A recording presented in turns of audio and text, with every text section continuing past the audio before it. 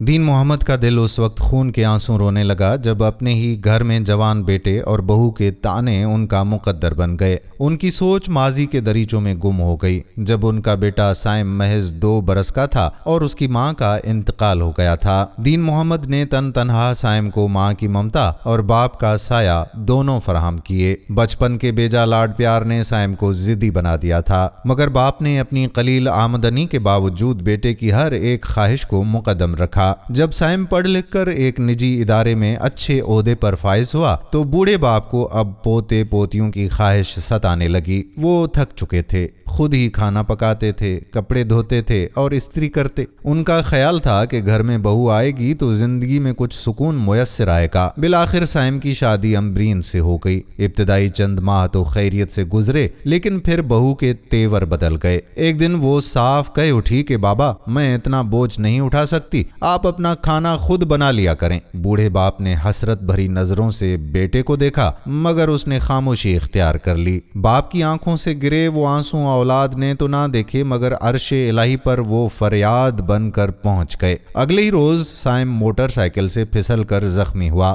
یہ قدرت کی طرف سے پہلی تنبیہ تھی۔ دین محمد دیوانہ وار بیٹے کی خدمت میں جٹ گئے، مگر سائم کا لہجہ بیوی کے لیے شہد تو باپ کے لیے زہر بن چکا تھا۔ وہ معمولی بات پر بھی باپ کو جھڑک دیتا۔ باپ خاموشی سے آنسوں بہاتا رہتا اور قدرت چھوٹے چھوٹے حادثات کی صورت میں بیٹے کو وارننگ دیتی رہی، مگر اس غافل انسان کو سمجھ نہ آئی۔ گھر میں ننھے مہمان کی آمد قریب تھی۔ دین محمد خوشی سے نہال تھے، مگر بہو کا ایک نیا حکم صادر ہوا۔ بابا، میری ماں اور بہن آ رہی ہیں، جگہ کی کمی ہے، آپ کچھ دن کسی دوست کے ہاں یا مسجد کے حجرے میں قیام کر لیں۔ دین محمد نے لرزتے ہوئے لہجے میں کہا کہ ٹھیک ہے بیٹا، میں چلا جاتا ہوں، میری وجہ سے تمہیں تکلیف نہ ہو، بس ایک بار جی بھر کے تجھے سینے سے لگانا چاہتا ہوں۔ باپ نے بیٹے کو گلے لگا کر خوب گریا کیا، مگر سائم کا دل پتھر کی طرح سخت رہا۔ 5 سال اس بات کو گزر گئے۔ ایک ضعیف شخص روزانہ اسکول کے گیٹ کے باہر کھڑا ہوتا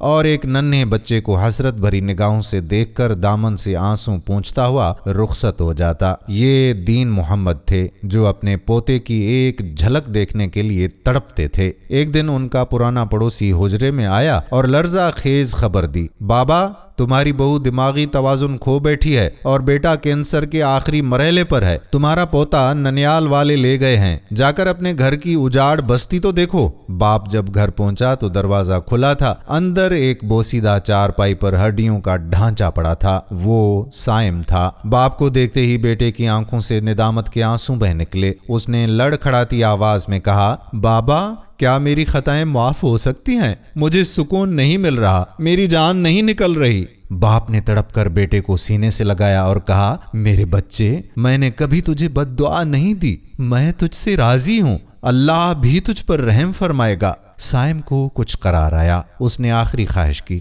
بابا، کیا آج آخری بار اپنے ہاتھوں سے بنا کر مجھے کھانا کھلائیں گے؟ دین محمد بازار گئے، سامان لائے اور لرزتے ہاتھوں سے کھانا تیار کیا۔ ابھی 2 لقمے ہی کھلائے تھے کہ سائم کو کھانسی کا شدید دورہ پڑا۔ اس نے کلمہ پڑھا اور آخری ہچکی کے ساتھ ہی روح قبض عنصری سے پرواز کر گئی۔ دین محمد نے لرزتے ہاتھوں سے جوان بیٹے کی آنکھیں بند کیں اور اپنے ناتواں کندھوں پر اس کا جنازہ اٹھانے کی تیاری کرنے لگے۔ دوستو، یہ دنیا فانی ہے، خدا را اپنے والدین کی قدر کریں۔ جو لہجہ غیروں کے لیے نرم ہے اسے ماں باپ کے لیے تلخ نہ بنائیں۔ سائم کو تو معافی کا موقع مل گیا، لیکن اگر ہمیں یہ مہلت نہ ملی تو انجام عبرتناک ہوگا۔ یاد رکھیے، جنت ماں کے قدموں تلے ہے اور باپ جنت کا دروازہ ہے۔ اللہ پاک آپ کے والدین کو صحت مند زندگی عطا فرمائے اور آپ کو ان کا فرما بردار بنا کے رکھے۔ جن جن کے والدین اس دنیا سے گزر چکے ہیں، اللہ تعالیٰ ان کی مغفرت فرمائے، انہیں جنت الفردوس میں اعلیٰ مقام عطا فرمائے۔ آپ کے والدین کے صدقے میرے والدین کی بھی اللہ پاک مغفرت فرمائے، آمین۔